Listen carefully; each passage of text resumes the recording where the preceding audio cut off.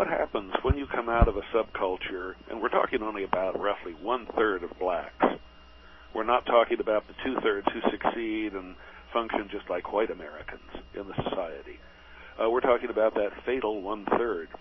And of them, they're raised... Well, there's also a fraction of white Americans who don't succeed in this society as well. There's a fraction of every demographic there is out there. Hispanic, Asian, that's a given. But I'm talking about broad general trends.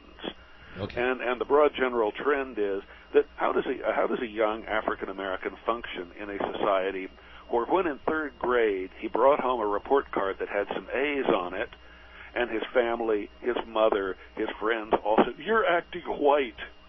You mustn't do that." And so he was encouraged by his own subculture to fail in school. Having failed in school, he adopted the one mode that does function in the inner city community, and that is acting tough, projecting hostility or anger as a way of making people respect you.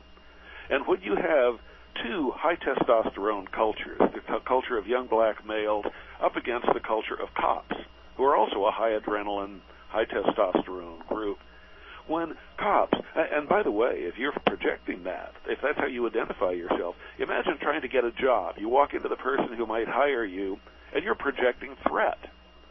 What are your chances of getting hired when you can't even literally fill out a job application because you were encouraged to fail in school by, again, your own subculture?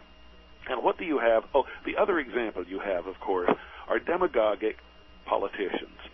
And what those Democrat politicians tell you is, it isn't your fault. It isn't your culture's fault. Everything that made you fail in life is racism. It's somebody else's fault. It's those white people